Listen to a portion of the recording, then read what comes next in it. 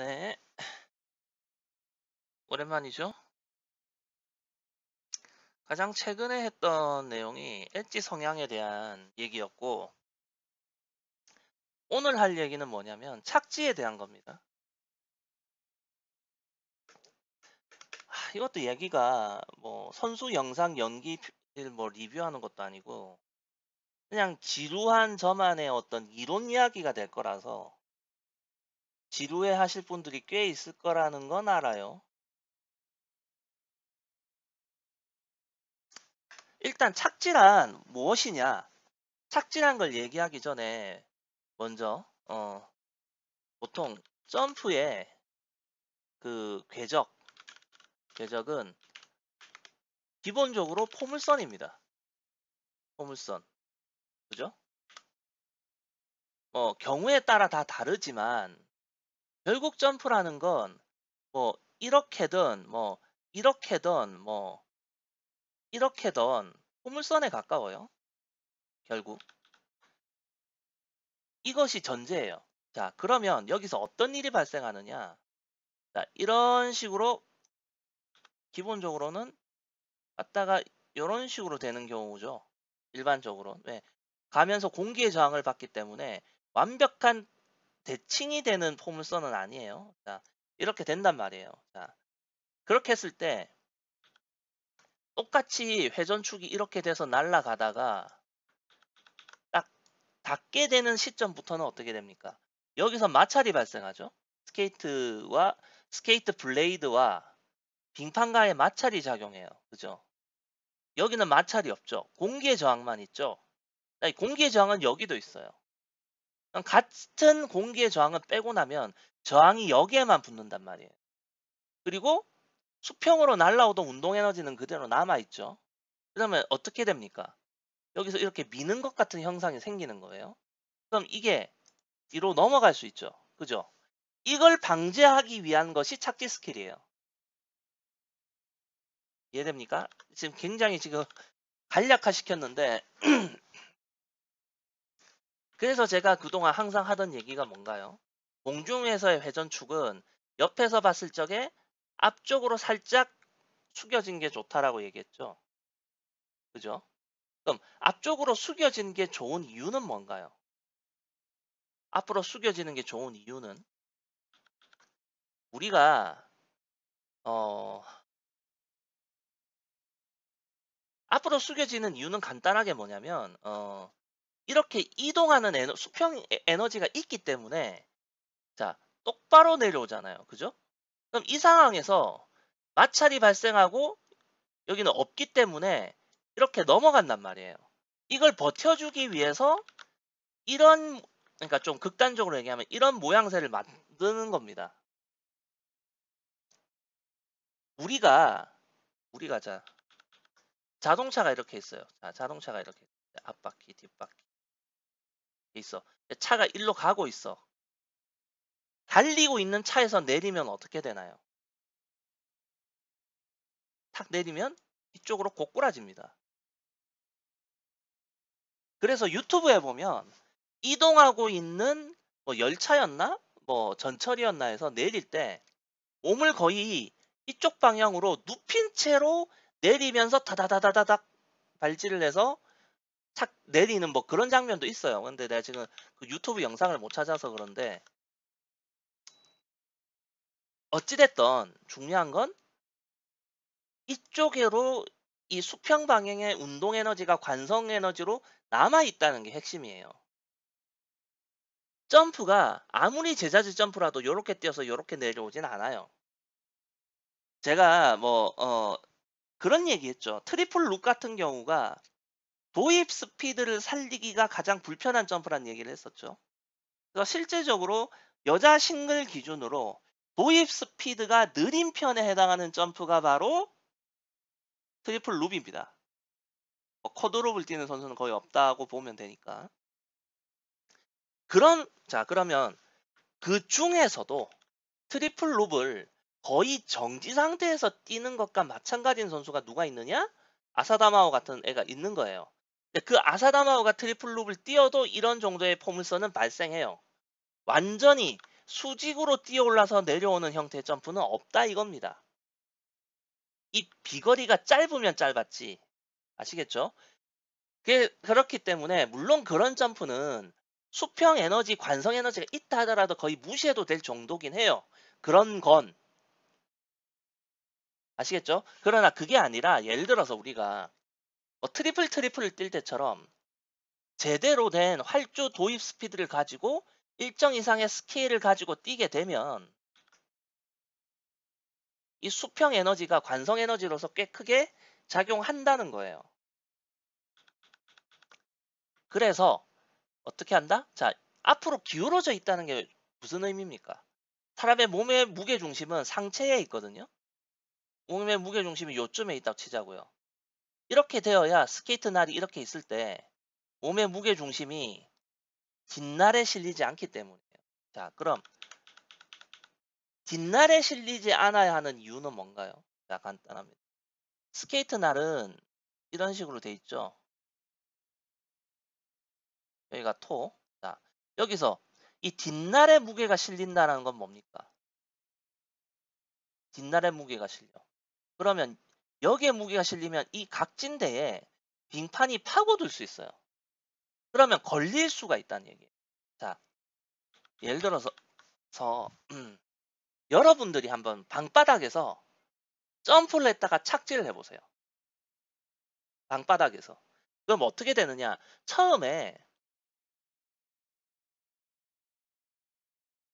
처음에는 요 앞부분에 무게가 실려요. 여기가 먼저 땅바닥에 닿습니다. 그 다음에 바로 발 뒤꿈치까지 쿵 하고 닿아요. 그러나 우리가 충격을 흡수하기 위해서 착지하면서 무릎을 굽혀주면 다시 앞쪽에 무게가 실리는 걸 느낄 겁니다. 그 원리를 그대로 구현하는 거예요. 점프해서 착지한 건. 기본적으로. 아시겠어요? 자, 토가 이렇게 먼저 닿아요. 이렇게 앞에 닿는다고요. 그 다음에 이 내려오는 충격 때문에 다시 뒷날까지 이렇게 닿거든요. 여기가 토고. 그 다음에는 다시금 뒷날을 이렇게 들어주는 거예요. 살짝. 미세하게라도. 아시겠습니까? 그렇게 해서 다시 무게 중심을 최소한 이 날의 절반으로 나눴을 때 반 이상, 반쪽에서 앞부분으로 무게 중심을 옮겨오는 게 착지 스킬이에요. 이게 왜 필요한 거냐? 아까도 얘기했지만 수평 운동 에너지가 있기 때문에 상체에는 걸리지 않는 마찰력이 하체에 작용하니까. 그럼으로 인해서 상체가 이렇게 뒤로 넘어가지 않도록 하기 위한 거예요. 자, 그러면 조금 정리를 해볼까요? 자, 여기서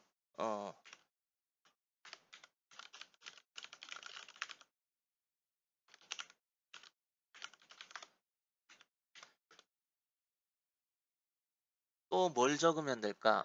그래서 날에, 그러니까 몸의 무게 중심을 날에 뒷날에 실리지 않게 하는 것.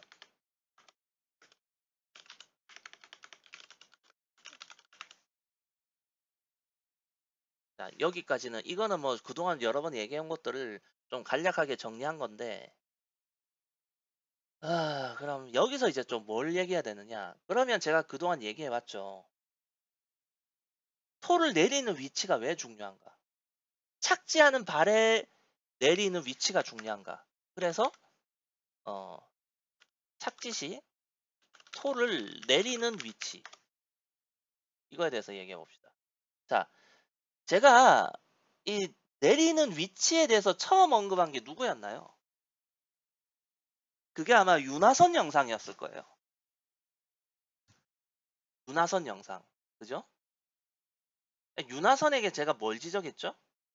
착지 시에 토를 내리는 위치가 안 좋다고 얘기했죠. 그죠? 그럼 윤하선의 문제가 뭐냐? 윤하선의 경우는 매 점프마다 회전축이 미묘하게 다릅니다. 앞으로 숙여질 때도 있고요. 똑바로 수직으로 설 때도 있어요. 자, 그러면 앞으로 숙여졌다? 그런데 착지발이 이렇게 내려와요. 몸의 무게중심이 여기 있겠죠. 그러면 기껏 앞으로 숙을 숙였는데도 이거는 거의 수직이 돼버린다고요. 그럼 수직일 때 이렇게 돼버려요. 나선의 경우. 그럼 몸의 무게중심에 비해서도 이게 앞쪽으로 간다고요. 이런 수평 방향의 관성이 있는데, 그럼에도 불구하고 윤하선이 그 점프들을 다 성공하고 착지에 성공했던 이유는 그 점프 자체의 에너지가 크지 않기 때문에. 그래서 당장 이거 무조건 뜯어 고쳐야 한다라고 말을 안 하지만 좋은 게 아니라고 제가 얘기했던 겁니다. 아시겠죠? 그렇기 때문에 즉 몸의 무게 중심을 날의 뒷날에 실리지 않게 하는 것이기 때문에, 거기다가 2번과 3번이 이제 조합으로 인해서 어떤 조건이 또 필요하냐면 자, 착지를 하게 돼요. 착지를 하게 돼. 착지를 하게 되면 착지 시에 이렇게 착지를 했다 치더라도 순간적으로 이 마찰에 의해서 몸의 중심이 딱딱딱딱딱 갈 때 이거는 늦게 가요. 그죠? 그래서 이거를 간 만큼 이걸 탁 당겨주는 동작을 하는 경우도 있고요. 선수들의 경우. 또는 닿으면서 이 마찰력을 이길 정도로 이 다리 관절을 유지를 해서 싹, 그러니까 빙판을 긁으면서 미끄러져서 이 각을 유지하는 경우도 있어요. 이 두 가지 경우가 김연아 같은 경우에는 다 나오죠. 점프에 따라서. 같은 점프에서도 이것이 1번의 경우, 2번의 경우가 다 그때그때 다르게 나타나요. 그러나 이거의 경우 두 가지가 결국 뭘 만족시키려고 하는 건가요? 결국 스케이트 날에만 걸리는 마찰력을 이겨내고 내 몸의 무게중심과 이 수평 방향의 관성 에너지가 몸을 뒤로 넘어지지 않게 할 수 있을 정도의 위치로 나를 가져오는 거죠. 핵심은 그거예요. 핵심은.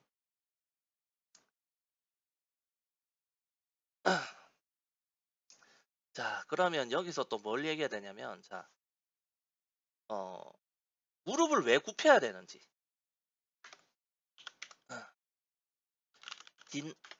뒷날에 이 3번의 연장입니다. 무게가 실리지 않게 하기 위해서 충격을 흡수해야 한다. 이 5번의 내용이 뭐냐 이거예요. 그래서 이거는 뭐다? 크게 봤을 때 무릎만 굽히는 건 아니지만 무릎을 굽혀. 무릎 굽히라고요. 자, 무릎 못 굽히는 애가 있죠? 유형, 트루소바. 문제예요, 그런 애들. 트루소바하고 유형이 왜 문제냐? 왜 문제냐? 이 4번의 경우 윤하선은 이 4번에 문제가 있지만 다른 점퍼를 봤을 때 무릎을 굽혀줄 줄 알거든요. 윤하선의 경우는. 물론 윤하선이 0.6초 정도의 점프를 뛰는 걸 본 적이 없기 때문에 그 정도의 점프에서 그 점프가 필요로 하는 만큼 굽혀줄 수 있느냐는 별개의 문제인데 확인이 안 되죠. 확인이 안 되지만 그 외의 점프에서는 그 점프를 충격을 흡수할 수 있을 만큼의 무릎을 굽혀서 충격 흡수하는 모습은 보여줍니다. 근데 투르소바하고 유형의 경우는 두 가지가 다 안 좋아요. 내리는 위치도 안 좋고요. 무릎도 잘 안 굽혀요. 즉 착지에 있어서 유형이나 투르소바는 좀 심각한 편이에요. 그 가진 기량에 비해서. 자, 그러면 이거 이 얘기하면 좀 길어지는데 뭐 개변이라고 생각해도 좋아요. 이건 그냥 나의 개인적인 내피셜이니까. 자, 충격을 흡수한다가 하고 무릎을 굽힌다. 이거 사실 그냥 상식적으로 생각하면 당연한 거죠. 우리가 이렇게 뛰어 올랐다가 점프해서 착지할 때 무릎을 굽히죠. 자연스럽게. 그죠? 근데 제가 집에서 방바닥에서 30cm 뛰어 올라서 착지할 때 굽히는 것만큼도 안 굽혀요, 걔네들. 그럼 문제가 있다고 생각하지 않나요? 물론 걔네들은 또 다른 방식으로 그 문제를 해결하는 방법이 있긴 해. 걔네들이. 근데 그건 일단 넘어가고, 자, 제가 얘기했죠, 아까. 앞날이 닿고, 그 다음에 뒷날이 내려와요. 그러나 다시 이 무게중심을 다시 앞날로 가져와야 한다고 얘기했죠. 예? 그러려면 어떻게 해야 되나요? 이 충격량을 줄여야 된다고요. 이 충격량이 커지면 일정 이상이 돼서 이 뒷날의 이 각진 부분이 빙판을 파고들지 못할 정도는 돼야 된다고요.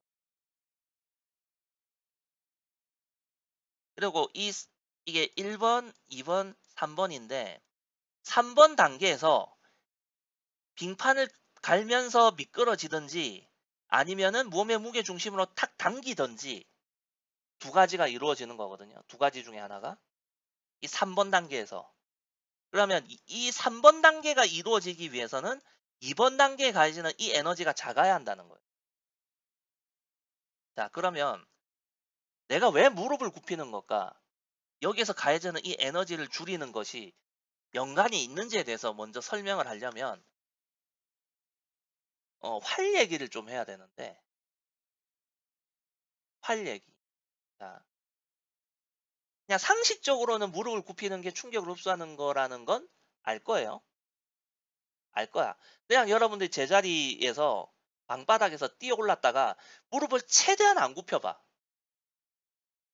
한번 냉정하게 자기 자신을 관찰해봐. 무릎을 굽히기 전까지는 발뒤꿈치에 충격이 올 거예요. 그러나 발뒤꿈치에 충격이 왔다가 다시 이 힘이 발의 앞부분으로 넘어가는 건 무릎을 굽히면서라는 걸 알게 될 거예요. 일단 그걸 떠나서 자. 예전에 우리나라 뭐 역사 스페셜이니 뭐니 이런 거에서 한국의 무기 하면 활에 대한 얘기를 꽤 많이 했습니다. 자, 그러면서도 무슨 얘기를 합니까? 편전, 애기살이 일반적인 화살보다 관통력이 좋다. 뭐 이런 얘기 하죠. 사거리도 길고. 그죠? 자, 그러면 얘기를 해보자. 자, 일반적인 화살, 짧은 화살, 활, 같은 활입니다. 자, 보통 예전에 이거를 잘못 이해한 사람들이 뭐라고 얘기했냐면 짧은 화살의 경우가 속도가 빨라서 운동 에너지가 더 좋다. 그러니까 질량은 작지만 속도가 더 빠르기 때문에 운동 에너지가 더 크다라는 식으로 얘기했어요. 잘못된 얘기죠. 자, 그러니까 우리가 흔히 말하는 운동 에너지라는 건 뭡니까? 질량 곱하기 속도의 제곱이죠. 속도였는지 속력이었는지 제가 지금 비전문가라서 좀 명확하진 않은데 일단 속도라 치고 그러니까 질량은 작지만 속도는 더 빠르니까 제곱 비례하니까 운동 에너지가 더 크다라는 식으로 인식을 했어요. 그러나 실제로 냉정하게 따져봅시다. 이 화살이 쏘아지는 에너지는 어떤 에너지인가요? 활의 탄성 에너지죠. 활의 탄성 에너지가 다른가요? 같죠? 활의 탄성 에너지가 화살의 운동 에너지로 전환된 거죠. 그럼 쏘아진 직후의 운동 에너지는 뭐다? 같다. 근데 여기서 또 얘기가 나옵니다. 그 역사 관련 다큐멘터리에서는. 자, 다만 화살이 길면 어떤 일이 벌어지느냐? 이 표적지까지 날아가는 동안 운동 에너지 손실이 커요. 반대로 짧은 화살 운동 에너지 손실이 작습니다. 왜? 흔히 말하는 이제 이건 뭐 아처 패러독스라고 하던가 뭐 화살이 길면 날아가면서 화살이 물고기처럼 꾸물꾸물하면서 날아가요. 그러면 이 화살의 전면부에서 단면으로 이 방향으로 보게 되면 이 화살이 막 흔들리면서 단면적이 크거든요. 그래서 공기의 저항을 많이 받아요. 그래서 운동 에너지가 줄어들게 되죠. 이건 그게 적으니까 운동 에너지가 적게 줄어들게 되고, 그럼 여기 표적에 왔을 때는 운동 에너지가 작은 화살이 커집니다. 근데 이렇게 얘기하면 결국 운동 에너지네 라고 착각할 수 있어요. 물론 운동 에너지가 훨씬 작은데도 관통력이 더 좋다 뭐 이런 식으로 얘기를 하면 안 되죠. 안 되는데 어찌됐든지 간에 그러면 표적이 여기 있었으면 관통력이 같을까요? 아니거든요. 실제로도 일반 화살하고 편전을 관통력을 테스트를 하면 사거리가 100m든 10m든 분명히 편전이 관통력이 좋은 모습을 보여줍니다. 그 이유는 뭘까? 그 이유는 뭘까? 그건 간단해요. 소위 말하는 관통력이라는 것은 충격량이라고 말을 해도 되겠죠. 충격량. 충격을 얼마나 강하게 주느냐. 그건 속도와 관련이기 때문에. 그 다큐멘터리 방송에서도 했던 얘기가 뭐다? 속도와 관련 있다. 근데 이 속도와 관련 있다란 말은 뭘까요? 같은 운동 에너지라 하더라도 그 에너지가 가해진 시간이 짧다는 얘기예요. 짧은 시간에 가해졌다는 얘기. 순간적으로. 자, 그럼 여기서 다시 자, 좀 극단적인 예를 들어볼게요. 자, 우리 이게 총알이라고 칩시다. 총알이라고 치자고요. 총알. 보통 뭐 총의 탄환이나 총의 종류에 따라서 탄환의 속도는 좀 천차만별입니다만 초속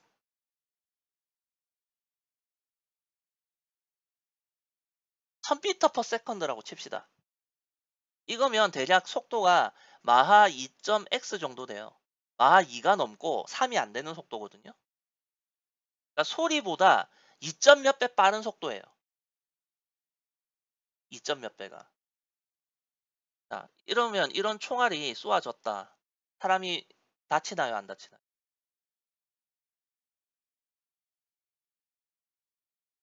관통되죠. 사람을 다치게 합니다. 사람의 살을 찢고 들어가죠. 그죠? 질량이 큰가요? 아니죠. 엄청나게 빠른 속도로 인해서 운동 에너지를 가졌는데 그러면 같은 운동 에너지면 사람을 무조건 죽일 수 있을까요? 자, 예를 들어서 0.01m/s예요. 1cm죠. 1cm. 그죠? 그죠? 자, 그러면 이것의 운동 에너지가 같으려면 질량이 몇 배가 돼야 됩니까? 질량이. 자, 이거의 제곱은 뭐가 되나요? 10의 6승이죠. 그럼 이거는 0.0, 0.0001이죠. 그럼 이게 10의 6승이 되려면 어떻게 해야 돼요? 하나, 둘, 셋, 9개. 그러니까 10의 이게 10의 마이너스 4승인가요? 마이너스 4승인가? 아, 요즘 제가 좀 그거 한데 하여튼 중요한 건 질량이 10의 10승배가 돼야 되죠. 그죠? 이게 1이면 이거는 10의 10승이 돼야 돼요. 질량이.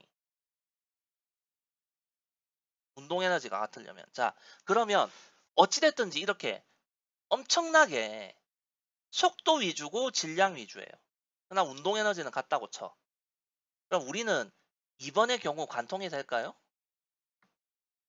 안 되죠. 왜? 1cm잖아요. 1cm의 속도로 날아온다면 우리가 뚫리지 않고 사람이 밀려나죠. 극단적인 비교로 하면. 이해되세요? 사람이 밀려나지. 이런 수식 계산은 틀릴 수 있어요. 제가 지금 학교 공부 안 한 지가 오래돼가지고 다 까먹었거든요. 그러니까 이런 뭐 세세한 부분을 따지지 말고 이해하는데 초점을 두세요. 속도가 일정 이상 있어서 사람의 몸을 관통을 했는데 운동 에너지는 같지만 워낙에 느리니까 사람을 뚫지 못하고 밀어내더라라는 거. 안 뚫려. 극단적으로 얘기하면. 아시겠죠? 즉 뭐다?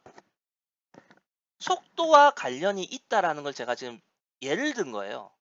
충격량이라는 건. 그리고 속도와 관련이 있다라는 건 뭐다? 같은 에너지가 한순간에 투사가 돼야 된다는 얘기. 시간에 걸려서 천천히 벌어져서는 안 되고. 자, 그러면 우리가 이제 서스펜션이라는 게 왜 필요한지를 알겠죠? 자, 예를 들어서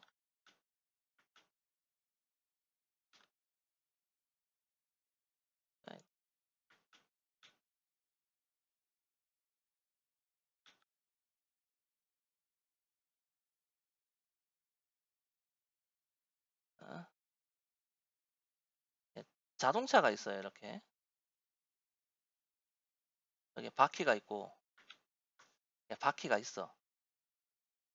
여기에서 스프링이 있어. 이렇게. 자, 이게 굴러가는 거야. 그런데 큰 충격이 왔어. 그러면 이 스프링이 하는 역할은 뭔가요? 가해지는 충격량이 한 번에 바퀴에 다 걸릴까요? 아니죠. 일부는 스프링을 수축시키는 데 쓰고 일부는 여기에 충격이 오겠죠. 그 다음에 이 스프링이 수축을 했다가 다시 펴지면서 그 다음에 다시 그 에너지가 오겠죠. 즉 뭡니까? 충격이 분산돼서 들어오는 거예요. 서스펜션의 의미. 간단하게 얘기하면. 자, 그러면 인간에게 있어서 서스펜션이 뭐죠? 우리 몸의 관절 중에서 가장 큰 스프링의 역할을 하는 게 뭡니까? 바로 무릎이라는 얘기. 그래서 무릎을 굽히라는 거야. 그래서 무릎을 굽히게 되면 자연스럽게 우리 인간 몸의 신체 구조상 발 뒤꿈치를 들게 돼요. 거기다가 따라서. 그렇기 때문에 일시적으로 무릎을 굽힘으로써 이 스케이트 날에 가해지는 충격량이 분산돼서 온다고요. 그렇기 때문에 이 빙판가 여기서 생기는 이 마찰력을 일시적으로 줄이는 거죠. 그래야지 이게 미끄러져 나갈 수 있고 몸의 무게중심이 이렇게 가는 걸 따라서 스케이트 날이 갈 수도 있고 아니면 몸의 중심이 이렇게 갈 때 이걸 땡겨 올 수도 있는 겁니다. 그래서 무릎을 굽히라는 거야. 무릎을 굽히게 되면 자연스럽게 인간의 신체 구조상 뒷날을 들 수가 있어요. 그러면서 마찰력도 한 번에 크게 가해지지 않게 되는 거예요. 그러니까 이런 여러 가지 원리가 숨어 있는 거예요. 그러니까 그래서 무릎을 굽혀라.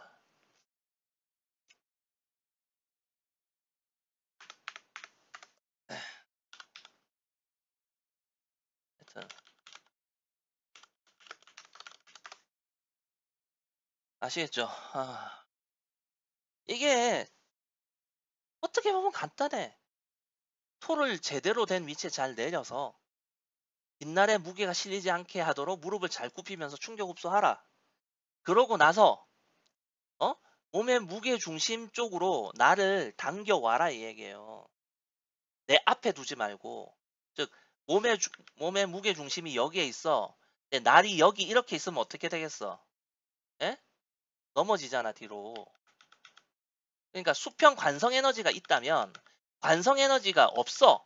그럼 몸의 무게 중심이 있으면 날이 이렇게 오면 돼요. 근데 관성 에너지가 있으니까 어떻게 돼? 이 관성 에너지가 일정 이하의 크기라서 무시해도 되면 이렇게 있으면 되는데 관성 에너지가 일정 이상 있으면 무게 중심이 여기 있을 때 날이 이렇게 와줘야 버틸 수 있다고요. 뒤로 안 넘어가고. 그 얘기를 지금 계속 반복해서 하는 거야.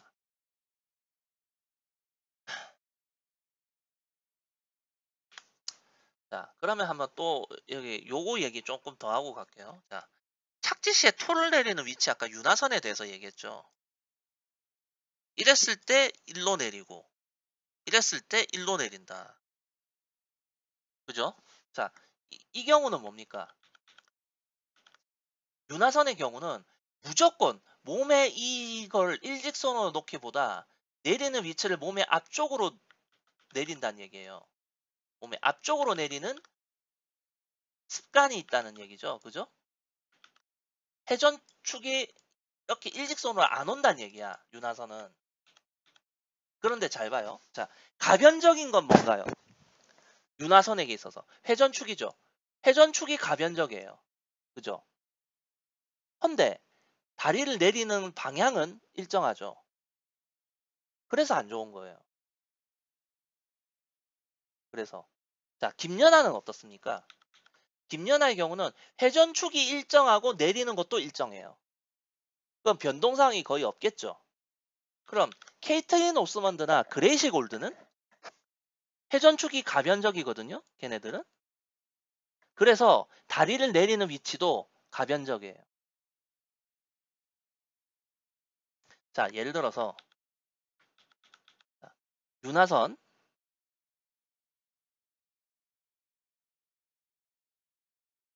안 좋죠. 딱 봐도. 이건 괜찮지만 이건 아니잖아. 그죠? 그러면 케이틀린 오스먼드나 그레이시 골드는 앞으로 숙여졌을 땐 그냥 와요. 그죠? 오케이. 그럼 축이 섰어. 뒤로 빼요. 오케이. 아시겠어요? 회전축이 가변적으로 생긴다면 그때그때 그 회전축에 맞는 톨을 내리는 방식이 필요하다고요. 그레이시 골드나 케이틀린 오스먼드는 요 B형이고 윤하선은 요 A형이죠. 그래서 윤하선이 안 좋은 겁니다. 이거는. 다만 윤하선은 0.6초를 못 뛰죠. 케이틀린 오스먼드나 그레이시 골드는 다 0.6초를 상회하는 점퍼였어요. 만약에 케이틀린 오스먼드나 그레이시 골드가 A형이었다면 우리가 그 선수들 이름을 알지도 못했을 거예요. 왜? 국가대표가 되지도 못했을 테니까. 파워만 있고 착지가 잘 안 되는 선수였을 테니까.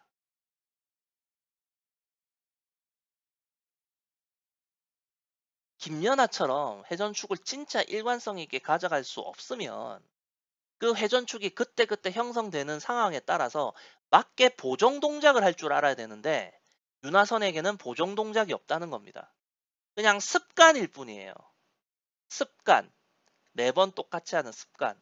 그리고 이 윤하선의 이 동작이 아까도 얘기했죠? 투르소바나 유영에게도 똑같이 있다. 그런데 윤하선에게 큰 문제가 안 된 건 뭐다? 빅점퍼가 아니라서. 이게 이제 4번에 대한 어떤 예시적인 설명이었고요. 자, 그러면 아까 다시 한번 얘기하죠. 이거 무릎을 안 굽혔는데 그럼 어떻게 또 착지를 할 때는 있느냐? 뭐 투르소바나 이런 애들 같은 그런 선수들 같은 경우가 어떤 식의 경우가 있냐면 첫째, 자, 점프를 착지를 했어요. 몸의 무게 중심이 계속 이렇게 뒤로 간단 말이에요. 그죠? 뒤로 가 이렇게. 이게 제때 못 따라가요. 이렇게. 그럼 이 선수도 어떻게 하느냐? 착지를 하고 몸의 중심을 이렇게 앞으로 이렇게 돼요. 몸의 중심을 상체를 앞으로 숙여가지고 이쪽에 만들어. 이런 식의 착지.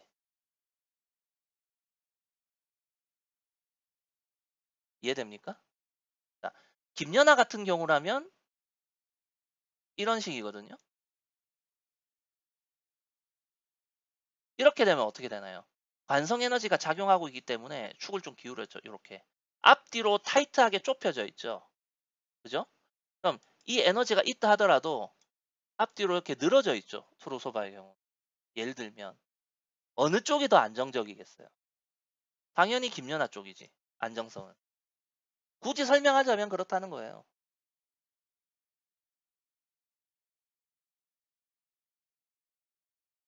이런 방법도 있다. 상체를 앞으로 눕혀가지고 몸의 무게 중심이 날이 제때 뒤로 못 가주지만 넘어가지 않도록 하는 방법이 있지만 이게 안정적으로 보이지 않기 때문이죠. 발전된 스킬이 아니라는 거예요. 이런 이렇게 앞뒤로 늘어지는 형태가.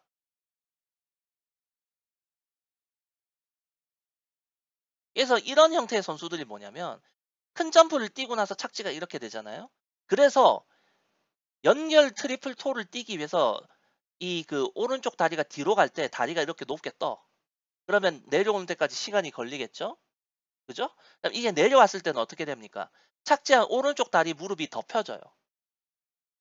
그러니까 오른쪽 무릎이 이미 펴진 상태로 토픽이 된다. 그 말은 뭡니까? 오른쪽 무릎을 펴는 데에 어떤 도약력을 얻지 못하죠. 그럼 그런 선수는 어떻게 됩니까? 토롭이 살코처럼 되는 거예요. 김연아 같은 경우는 어떻죠? 왼쪽 다리를 뒤로 보낼 때 이렇게 높게 안 든다고요. 이 각도로 보내지. 그리고 닿았을 때 어떻게 됩니까? 김연아의 경우는 오른쪽 무릎이 남아있죠. 그럼 토롭을 뛸 때 오른쪽 무릎하고 왼쪽 무릎이 그러니까 양다리의 힘을 고르게 쓸 수 있는 거예요. 그래서 김연아 같은 경우가 그런 케이스가 오른쪽 무릎이 남아있는 경우가 연결 트리플 토 채공 시간이 잘 나옵니다.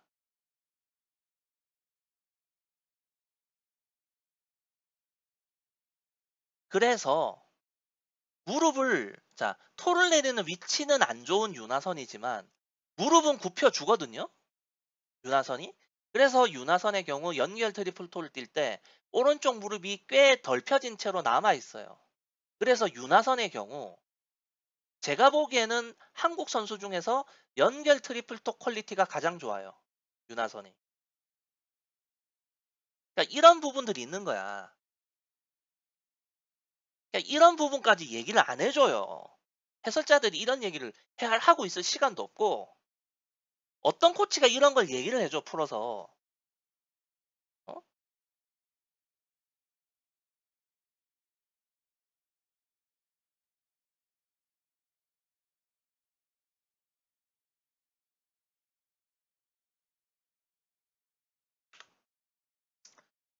뭐 사실 제가 워낙 그림 실력이 떨어지고 뭐 제가 뭐 이게 뭐 타이저나 이런 걸 가지고 하는 것도 아니기 때문에 굉장히 엉성하죠. 그래서 이해를 하기가 힘들 수도 있을 것 같은데 뭐 어쩔 수 없습니다. 지금은 어쩔 수가 없어요.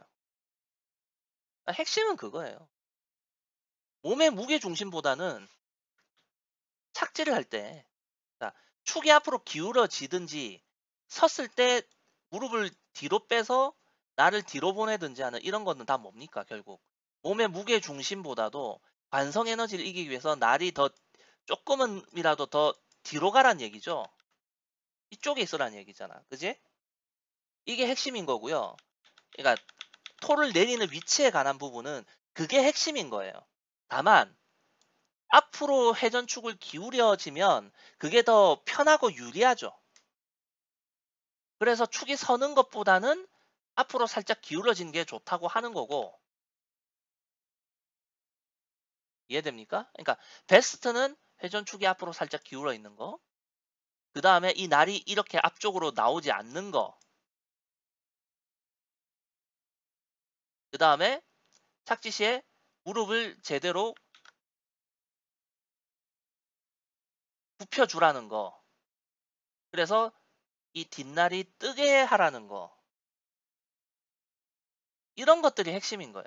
그래서 이 몸의 무게 중심이 따라갈 때 날도 거기에 맞게 따라가야 된다는 거예요. 같이 미끄러지던 당기던 이해됩니까? 그래서 이 무게 중심과 날의 위치가 이런 식으로 물론 처음에는 관성 에너지가 크니까 조금 이런 형태가 되더라도 점점 마찰에 의해서 관성 에너지가 줄어들겠죠 이렇게 그러면 그때부터는 점점 이렇게 수직으로 돼도 된다는 거예요. 알겠습니까? 이 과정을 하기 위한 것들인 거야.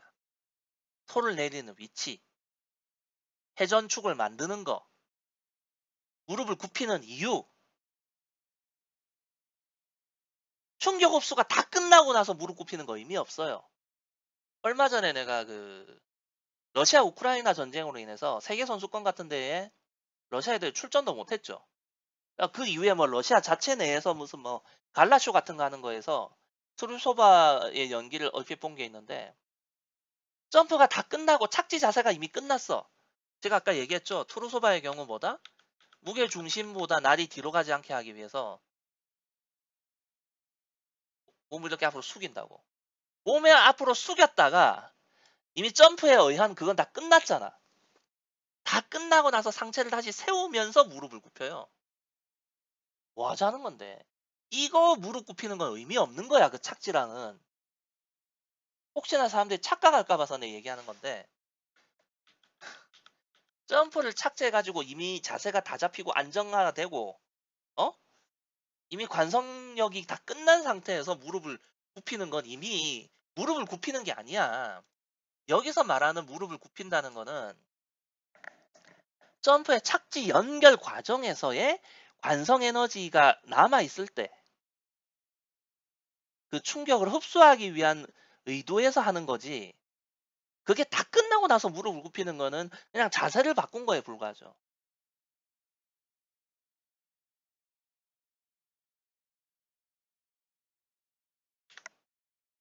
일단 이 착지 스킬에 대한 영상을 일단 어느 정도 했기 때문에 이걸 바탕으로 해서 이제 이 이론까지 사용을 해서 앞으로 선수 리뷰를 할 때 쓸 거예요. 연기평을 할 때. 왜냐면 이제 뭐 주니어 월드를 한번 다뤄볼 거거든요. 주니어 월드를 다루는데 뭐 60프레임 영상은 결국 못 구했습니다만 대충 할 거예요. 그냥 대충. 예. 이 영상은 공개 영상일 거고 혹시나 잠깐만요. 제가 이 녹화를 일시 정지하고 빠뜨린 게 뭐가 있지? 제가 참 웃기는 게 있잖아요. 이 착지 스킬에 대해서 과연 현장에 있는 코치들이 알고 있을까 없을까? 내가 말한 것만큼. 그런 생각을 좀 해보거든요. 아니면 코치들은 다 알고 다 말을 하는데 선수들이 다 못 받아들이는 것인지. 그런 부분에 있어서 제가 조금 생각을 해봤다고요. 그래서 제가 이걸 어떻게 비교를 해볼까 하다가 마침 떠오른 게 있어. 바로 가장 최근 시즌에 주니어 그랑프리에 보면 윤하선, 신지아, 김민채가 출전했잖아요. 그죠? 김채연도 출전했고. 근데 김채연은 뭐 코치가 다르니까 그렇다 치고 지금은 뭐 팀을 옮겼지만 주니어 그랑프리 그 당시 그러니까 작년 주니어 그랑프리 당시에는 윤하선, 신지아, 김민채가 모두 박빛나 팀이었습니다. 모두. 즉 한 팀에서 당연히 한 코치에게서 배웠겠죠. 근데 잘 보면 음, 일단 세 명 다 무릎을 굽힐 줄은 알아요. 여기에 토를 내리는 위치, 그 다음에 당기는 것 이런 것들을 다 가장 완벽하게 한다고 보여지는 거는 김민채였어요. 0.6초 이상의 점프를 뛰는 애이기도 하고 그걸 다 잘 컨트롤하고 있더라고요. 그리고 중요한 건 제가 아까 뭐 케이틀린 오스먼드하고 그레이시 골드의 예를 들었지만 김민채가 그 파워로 점프를 뛰었는데 이렇게 충격 흡수라든지 몸의 무게 중심으로 나를 가져오는 부분 그런 것들이 잘 되지 않았다면 김민채는 주니어 그랑프리에 출전도 할 수 없었을 거예요. 그랬다면 제가 김민채란 이름을 알지도 못했겠죠. 자, 김민채는 그게 됐어. 근데 윤하선은 내리는 위치가 안 좋아. 그럼 그렇다고 해서 김민채만큼 충격을 흡수를 잘할 것인가? 그건 확인할 수가 없어. 주니어 그랑프리 당시에 신지아라면 더 그렇죠. 신지아도 뭐 내리는 위치가 나쁜 건 아닌데 뭐 무릎을 그렇다 아주 잘 굽혀준다라고 평가하기도 힘든 게 셋 중에서도 피지컬이 가장 안 좋았고 주니어 그랑프리 당시 기준으로 참 궁금해요. 저는 이런 게. 제가 이 선수의 예를 왜 들었냐면 코치가 어디까지 가르쳤고 선수들이 어디까지 잘 받아들이고 잘 받아들이지 못했을까? 그런 부분들. 그게 궁금합니다. 왜냐면 왜 궁금하다고 얘기하느냐면 이 선수들의 그 모습을 봤을 때 결론을 내릴 수 없기 때문에 그래요. 결론을 못 내려요. 왜? 이 선수들이 계속 박빛나 팀에 남아가지고 성장했다면 이걸 비교해보는 재미가 있었을 텐데 이제 팀을 옮겼거든요. 그리고 제가 그리고 그 윤하선에게 그 토 내리는 위치에 대해서 언급했던 것도 제가 그때 그 언급했던 영상이 좀 유달리 그랬고 그 외에 다른 연기를 보면 또 그 정도로 심각하지는 않더라고. 토 내리는 위치의 문제점이. 그러나 분명히 좋지 않은 습관인 건 분명합니다. 회전축이 가변적인데 그 가변적인 상황에 맞게 내리는 위치가 가변화되지 않고 일정하다? 우연하게 맞아 들어간 회전축에선 괜찮고 안 맞아 들어간 회전축에서는 문제가 생긴다는 거니까요. 그러나 다시금 말하지만 빅점퍼가 아니라서 큰 문제가 되지 않고 지금까지 왔다라는 거죠.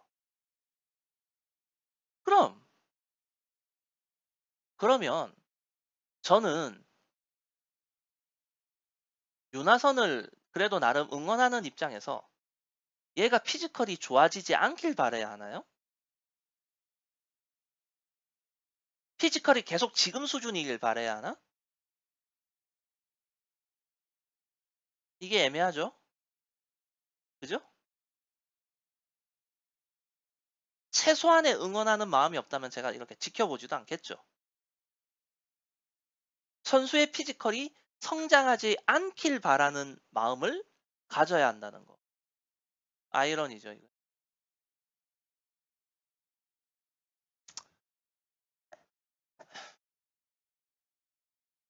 그리고 김민재. 그 이제 제가 주니어 월드를 하려는 이유가 뭐냐면 주니어 그랑프리 때와 주니어 월드 때의 신지아와 윤하선을 비교해보기 위한 목적도 있거든요. 왜? 신지아는 남았고 윤하선은 떠났으니까. 그런 재미도 있는 거예요. 그리고 또 하나 제가 계속 문제가 있었다. 우리나라에서 착지에 문제가 있다고 했던 그 유형이 한동안 오랫동안 최영경 팀에 있었다는 거죠. 그래서 그 영향이 남아있을 거란 말이지. 그런 것들이 혹시 윤하선에게 나타나지 않는가. 이런 걸 또 보는 것도 재미입니다. 그리고 윤하선 같은 경우는 박빛나 팀에 있는 동안에도 도약법이 달라졌거든요. 이거 사람들이 잘 모를 거야. 내가 윤하선 영상을 처음 다룰 때부터 해왔기 때문에 말할 수 있는데 만 13세, 14세 뭐 요럴 때는 그래도 정석 토픽의 점프가 좀 많이 섞여 있었다면 좀 지나면 거의 룹 변형으로 바뀌어가요. 점점. 그래서 회전축이 서는 경우가 늘어나는 겁니다. 예전에 비해서. 도약법이 달라졌기 때문에 회전축이 항상 일정하게 어느 정도 앞으로 숙여지던 거에서 서는 경우가 자주 나오게 되는 형태로 바뀌어 갔거든요. 이건 최영경 팀으로 옮기기 전에 벌어진 일이에요. 박빛나 팀에 있는 동안 생긴 일입니다. 아시겠어요? 자, 그렇기 때문에 즉 원래 축이 앞에 숙여질 때 만들어졌던 이 토를 앞으로 내리던 그 습관이 회전축이 서는 경우도 나오기 시작한 이후에도 그 습관이 그대로 남아 있으면서 생겨난 문제라고 볼 수도 있는 거예요, 이게. 아시겠죠? 즉, 도약 스타일이 미묘하게 바뀐 거거든요, 그게. 60프레임 영상으로 봐도 1.5프레임 정도 차이예요, 그게. 1.5프레임 차이거든요, 그 변화가.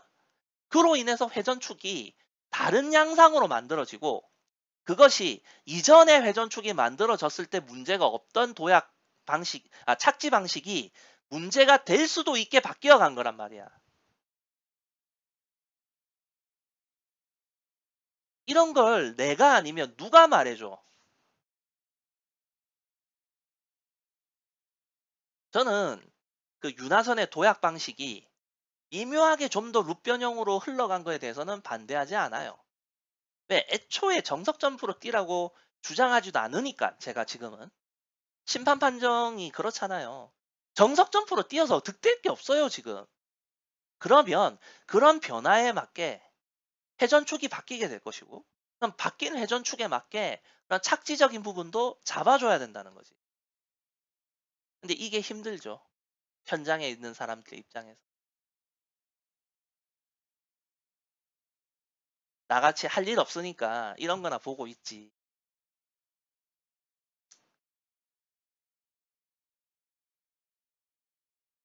자, 그럼 일단 이번 영상은 여기까지 하고요. 다음 영상은 아마 주니어 월드를 다루게 될 것 같습니다. 자, 이만할게요.